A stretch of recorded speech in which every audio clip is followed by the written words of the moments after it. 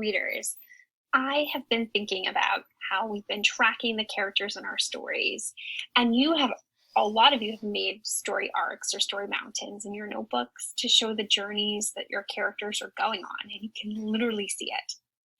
I was also thinking that there are other things in the book that visually help us to see the character's journey across the story mountain. And those are illustrations or pictures the author has included. In a picture book like Peter's Chair, there's a lot more illustrations. There's illustrations or pictures on every page, basically. But in a book that is a chapter book, there might be fewer and fewer pictures that the author includes. Nonetheless, they're all really important. So today I thought we would do a little inquiry. It means we would have a question that we would explore together. Are you game? Okay, I thought you would be. So our inquiry question will be, why do authors include illustrations? And how do they connect to the character's journey across the story mountain? Okay, so we'll keep those things in mind. All right, so readers, we notice the role of the illustrations. You can put a thumb up. I'm going to share a couple select pages from our picture book, Peter's Chair. And what I want us to do is to think about those two questions. Why did the author include the illustrations? And how do those illustrations contribute to the character's journey up and down the story mountain? Okay, got it? All right, here we go.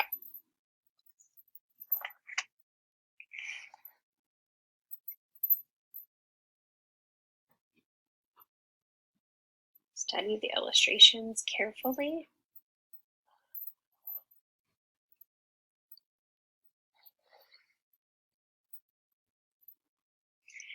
Why did the author likely include the illustrations here?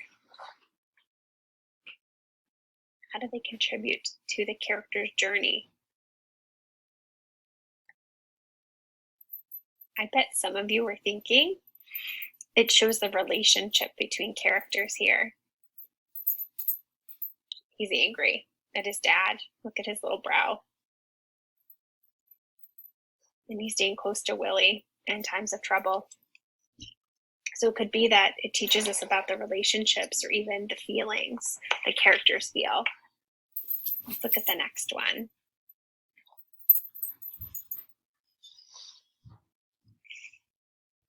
Little Willie's looking backward. Like, oh my gosh, he's taken this chair. Yeah, I bet you're probably thinking here a lot of things, that we're seeing more emotion, we're seeing the events, the literal events that help the character along the story mountain. We see how Peter's taking action here, right? He's responding to the problem. Don't take my things.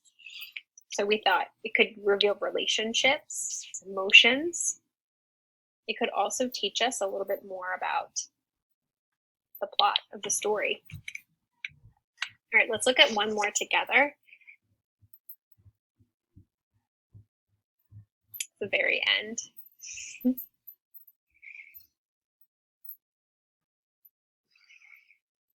What do you think?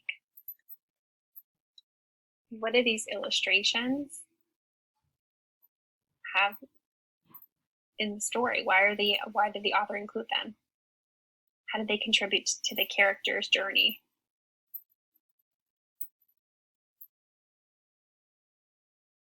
Maybe you're saying more relationships. We could see more setting, right? It seems like the setting or the mood feels really beautiful, very happy, positive. We can see the feelings of love. Yeah. So there's a lot that illustrations will help us to see in our stories. So when you have illustrations, whether they're on every page, like in Peter's Chair, or they're on only a couple of the pages in the book, like in Diamond Daniel, it's important to stop and study them and ask, how do they connect to the character's journey up and down the story mountain, and why did the author add them in? For now, I made a list for us of things that you possibly said. Look at that list. Feelings, relationship, trouble, attention, movement along the story mountain or the plot. painting a picture of the setting or revealing a mood or a feeling of the setting. Okay, so today you have lots that you can do in your club books. So make a plan. How many pages will you read in your club book? Check in with your club. And what will be some of the thinking work that you'll bring today to your book? Will you track characters and their problems? Will you think about the role of the secondary characters? Will you notice the role of the illustrations in your book? What will you do today? Make yourself a plan. You might jot it down wherever you're taking notes.